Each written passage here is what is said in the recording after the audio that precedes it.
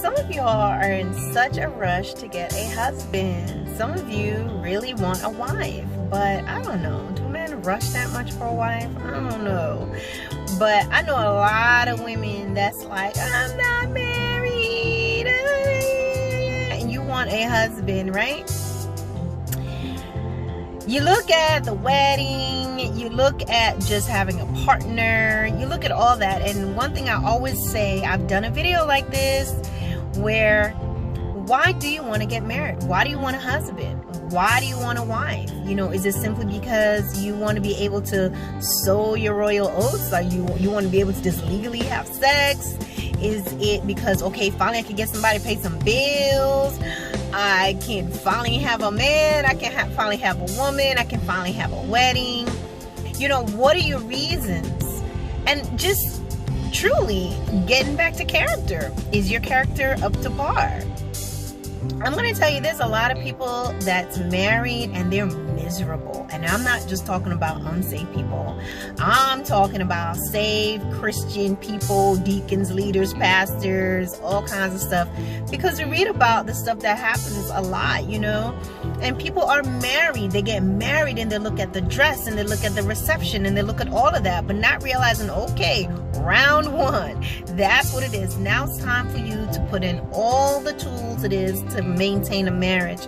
And sometimes people, they just get married to each other and they have the same principles as when they were as the unsaved. They have the same principles, they have the same mindsets. When I was married, I've been married more than one time, and when I was married, there was no God in it, none whatsoever. We had no God in it. It wasn't even a thought. I thought I just had all it took to be a wife. I thought I can cook. I knew I could cook. I could clean. I was loving. I was supporting, all of that. But you know what? Christ wasn't in it. And if Christ is not in it, none of that matters. But let me get back on track here. And I had the same principles too, because I felt like, okay, I'll do my best, put my best in, and if it doesn't work, I'm just gonna divorce you. And that's exactly what I did. I divorced. I was like, okay, it's not working out, bye. I mean, I stayed in there long enough, and but I was like, no, after a while, and I didn't have any regrets about it. Now, as I said, biblically, the things that make it right to get divorced, I was good, but I wasn't even thinking biblically. I was like, bye, I'm out. So does that to me, that mindset will have to change. And that's something that God has been working on with me, to realize, no, it's not just bye, I'm out. There's more to it than that. But outside of those things, so like with me, I know what it's like to be chosen to be the wife. I've been on that perspective, so I think I could definitely tell you that. And then having been the wife with no Christ in the relationship, no. So what God is teaching me now, and why I choose wisely, and why I'm not quick to jump into anything, why I was able to end an engagement regardless of how much we had planned a wedding, is because I could see myself going down the same path, right? Making the same mistake. And then not only that, I realized, God, I want what you have. And if that means I have to cancel this already set date for a Jamaica wedding coming up, and family and poolside views, guess what? That's what it's gonna be. Because I want what God has. I want whether it means Arlene will just be by herself, but I want to know what it's like to truly be in a godly relationship.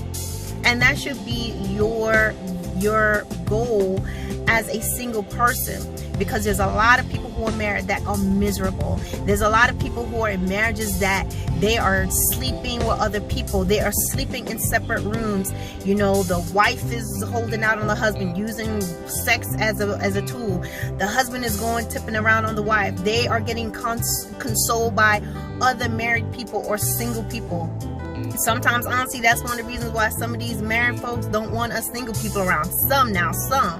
They don't want us single people around because you look like the prototype of what he has slept with before. You look like the type of person she will be interested in. So that's why sometimes they get really insecure, because it's not a godly union. Just because you're a Christian, if you're not following God's principles, meaning you're being the husband who loves his wife as Christ loved the church, and you being the wife that submits to her husband, then you're not going to get the fullness of marriage the way God intended it.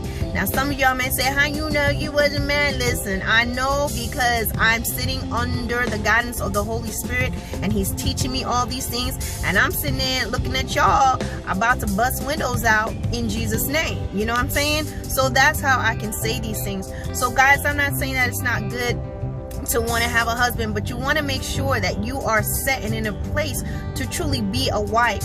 The same thing, man.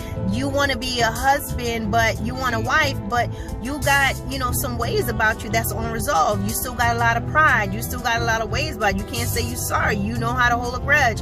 Things like that. It could be vice versa. So let us not rush for marriage, but truly rush to attain the characteristics of Christ. Realize that anything that's going to come from God and that's truly from him is not going to be easily found. It's not going to be easily acquired. And then look at yourself. Are you ready? Allow the Lord to show you, because it's not your carnal or your worldly settings or accomplishment that makes you truly worthy to be a husband or a wife. So guys, that is my mindset, honey. I focus on Christ. I do the things that he wants me to do, and I'm going to wait. And I truly know and believe that anything that comes from Christ is going to be wonderful. I don't care how many years it's been, whatever. That does not matter with Christ, okay? So stop looking at how long you've been waiting and how long, why you've been waiting. What have you been doing? What have you been doing? You know, first thing is getting yourself right with the Lord, and then he will show you the practical things you need to do. You want a husband, but you got, you know, a dust mop house. It's dirty. You don't wash dishes. You don't clean yourself. You don't take care of your body. You got, you know, dirty undies just piled up.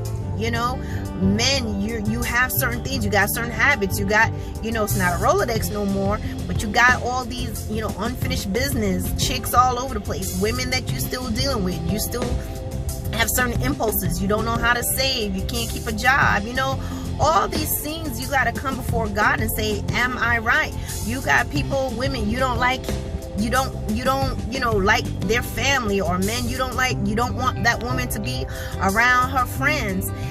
And I always say this, you know, you don't have balance between friends and who is your partner right now. So all of those things you have to work through and get right before God. And don't be discouraged and say, I'm so far behind, I'm so this, I'm so that. I'm telling you, if you run to Jesus now while you're single, he's going to teach you everything you need to know to prepare to be a husband or a wife. You see, a lot of times people get married because of how they going to look, and they want somebody. They see all the red flags and they get married anyway because they want a man, they want a woman, you know, whatever the case may be. And what happens is that person, even if that person turns out later on down the line, they be like, yeah, it turns, you know, we've been together, they did good. Well, what happened is they got that person, or they attained that person when that person ain't done. And by that, I give the analogy of a cake. You look at the cake, it smells good, it looks good, but it's not set in the middle. You look at it, it's not done. You know, it don't have all the right ingredients in it, but it's in the oven, it's not ready. But you take it out early, so it's still hot, it's still soupy, it ain't done.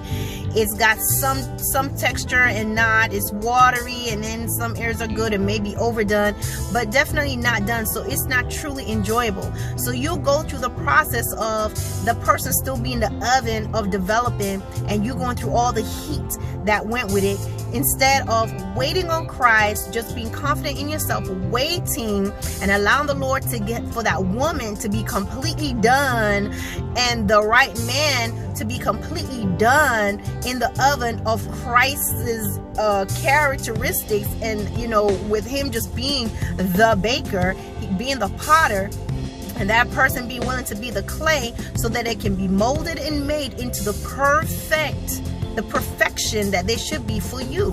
It's not saying that once you get married you won't have problems, but when you guys have allowed God to work out all those things, your problems is not going to be like the regular marriages and the things that we see today, where everybody's running to divorce court and people jumping ship because they you know, they follow in the world's way. So guys, I know I've said a lot. I'm trying to be done before 10 minutes, but wait on the Lord. Don't be eager. Don't be jumpy. Wait.